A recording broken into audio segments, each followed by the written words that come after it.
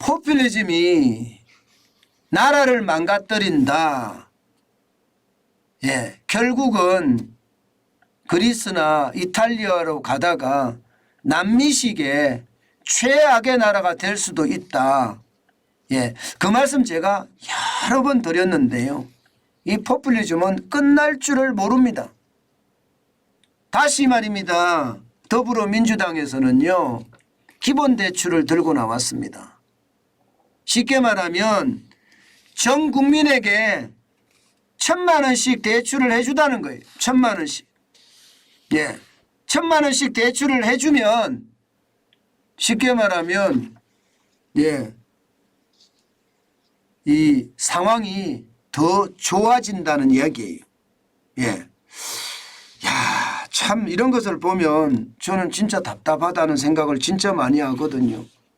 지금 워낙 상황이 어려우니까 1,000만 원씩 대출을 해준다 그러면 기에 확 뜁니다. 솔직히 기에 확 뛰어요. 안 뛸 수가 없죠. 1,000만 원씩 대출을 해주는데 만약에 디폴트가 나잖아요. 그러면 정부가 보증을 쓰다는 거예요. 정부가 보증을 쓰잖아.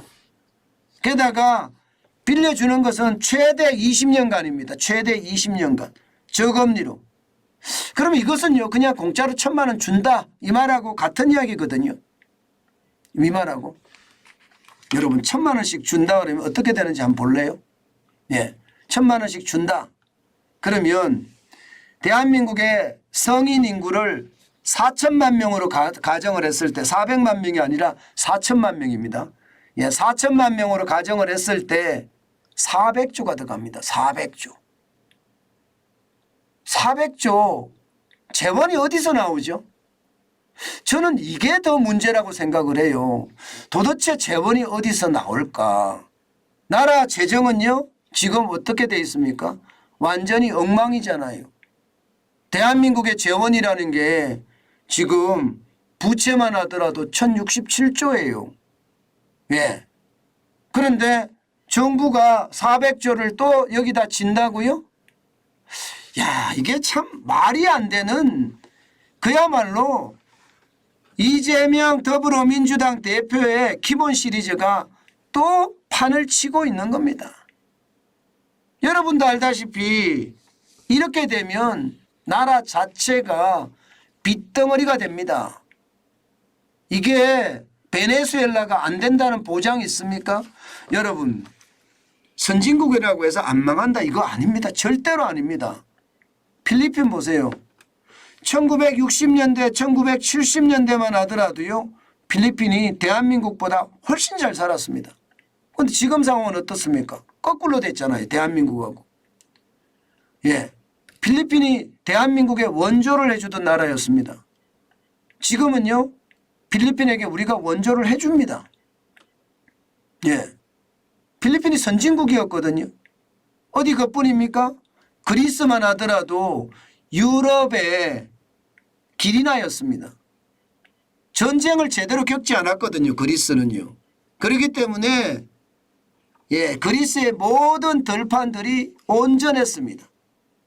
2차 대전 때건 1차 대전 때건. 그러니까 그리스는 성장 일로만 남았었던 거죠. 그런데 여기에 좌파 파판드레오 총리가 들어서면서 다 해먹었잖아요. 그래 지금 그리스는요. 유럽의 길이나가 아니라 유럽의 문제아예요. 뭐 이탈리아는 또 어떻습니까? 마찬가지입니다. 이탈리아도 오죽했으면 대한민국이 이탈리아를 예, 이 국민 1인당 소득면에서 따라 넘겼었을까요? 물론 지금은 다시 처졌지만 이탈리아의 상황도 진짜 좋지 않은 겁니다. 이게 포퓰리즘이 그만큼 나라를 망친다 이렇게 이야기할 수가 있습니다. 지금 더불어민주당에서는 그렇게 이야기합니다. 정부에서조차 50만 원 빌려주면서 15.9%의 고리이자를 부과하는데 나라가 재정을 풀어서 1,000만 원씩 대출해주면 나라 경제가 더 살아나지 않겠느냐 이런 이야기거든요. 예, 지금 가계부채가 계속 늘어나는데 1,000만 원 대출해주면 가계부채가 줄어들 거다 이런 이야기도 합니다. 이자를 낮추기 때문에 결국 부채가 준다는 이야기예요. 글쎄요. 그러면 400조는 어디서 나와야 되나요? 400조는. 만약에 이게 400조를 만약에 해줬습니다. 그러면 여러분 정부가 디폴트 나 빚 못 갚아 이렇게 이야기하는 사람들 따라다니면서 이거 갚니라고 정신없을 겁니다. 이것뿐만 아니에요. 지금 포퓰리즘 정책이요. 은행의 부당이득 환수법이라고 있습니다. 이것도 민병덕 의원이 추진을 하고 있는데 그 내용을 보면요. 예, 은행이 추가 수익을 내면 10%를 서민금융지원진흥원으로 주다는 거예요. 서민금융진흥원으로. 쉽게 말하면 횡재세를 거두자는 거예요. 횡재세. 여러분 이게 시장에 초과 이익을 내면 그만큼 액수의 10%를 횡재세로 거둔다 그러면 이거 말이 됩니까? 아니 석유화학 업체들이 돈을 많이 번다 하니까 횡재세 거둔다 하더니 지금 은행에도 횡재세를 거두겠다 이런 얘기를 한다는 자체가 진짜 웃깁니다. 이게 내년에 4월 10일 총선을 앞두고 모두가 난리를 치는 거예요. 나라 돈으로 표 사겠다는 겁니다. 전부 다. 하나같이 말입니다. 예. 국민의힘은 안 그런다. 국민의힘도 똑같습니다. 전기가스 요금 인상하는 거 안 하는 거 보세요. 전기가스 요금 인상을 했어야 되거든요. 지금 전기요금 인상을 안 한다. 가스요금 인상 안 한다. 이 두 공기업 한국전력이나 한국가스공사가 여러분 돈이 없어서 채권 시장에 채권 발행하기 시작하면 이게 위기로 발전할 수도 있습니다. 그런데 그런 거 아랑곳하지 않습니다. 아랑곳하지 않고 전기요금 올리면 표 떨어져. 가스요금 올리면 표 떨어져. 지금 이렇게 생각한다는 이야기입니다. 그러니 이게 포퓰리즘이 만국병이 되는 것은 이제 시간 문제이다 이렇게 이야기하잖아요. 양곡관리법도 마찬가지잖아요. 양곡관리법도. 쌀이 초과 생산된 걸 정부가 다 구매해 준다? 그러면 여러분 그러면 시장은 어떻게 될까요? 완전히 왜곡됩니다. 완전히 왜곡됩니다. 게다가 정부 돈이 많이 들어갈 때는 1조가 넘게 들어가는데 이거 괜찮을까요? 괜찮지 않습니다. 이것만 있는 게 아닙니다. 기초연금은요. 기초연금은 지금 30만 원에서 40만 원 올린다는데 30만 원에 40만 원 올리게 되면요. 이게 지금 점점 고령화 사회로 가잖아요. 지금 당장은요. 많이 안 들어갈 수가 있습니다. 그러나 2030년이 되면 52조가 들어가고요. 10만 원만 늘어나도 2040년이 되면 102조가 늘어납니다. 어떻게 감당하려고 하는 거죠? 어떻게?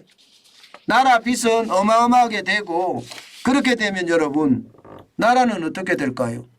나라는 무너집니다. 게다가 여야 합작품도 있습니다. 여야 합작품. 여러분 이거 보세요. 신공항 특별법. 대구 경북에 신공항을 건설한다. 여기에 12조 8천억 원을 배정했습니다. 광주 군공항을 이전한다. 여기에 6조 7천억 원을 배정을 했습니다. 결국 말입니다. 여러분 포퓰리즘이 나라를 망친다는 걸 왜 모를까요? 지금 말입니다. 관리재정수지만 하더라도 난리가 아닙니다. 지난해 결산을 해보니까 마이너스 5.4%예요. GDP 대비. 117조가 적자가 났습니다. 이렇게 적자가 엄청나게 나는데도 정치인들은 돈 풀겠다는 생각만 하고 있는 것을 보면 대한민국도 진짜 어려워진다. 제가 순간적으로 대한민국도 명을 다했다 이런 이야기를 하려고 하다가 그거는 아닌 것 같아서 제가 안 했는데요. 사실 그럴지도 몰라요. 왜냐하면 지도자들이 미래를 보지 않거든요. 현재만 보거든요. 지도자들이 미래를 봐야 되거든요. 국회의원들은 지도자입니다. 그런 지도자들이 미래를 보고 미래에 대한 대책을 마련해야 되는데 그렇지 못하다는 게 대한민국의 명이 다한 거다 이런 생각이 들기도 하고요. 청년청이 포퓰리즘을 계속 이야기할 때 청년청은 저항을 해야 되거든요. 청년청이 저항을 하지 않습니다. 이 말은 이게 의욕이 꺾였다. 이제는 정부가 돈 주는 돈 먹고 살겠다. 이런 얘기잖아요. 그러면 나라의 미래가 밝을까요? 저는 그렇지 않다고 봐요. 제가 지금 시간이 날 때마다 지표가 나올 때마다 포퓰리즘은 만국병이다 이렇게 이야기를 하고 있는데요. 많은 사람들이 공감을 표시합니다.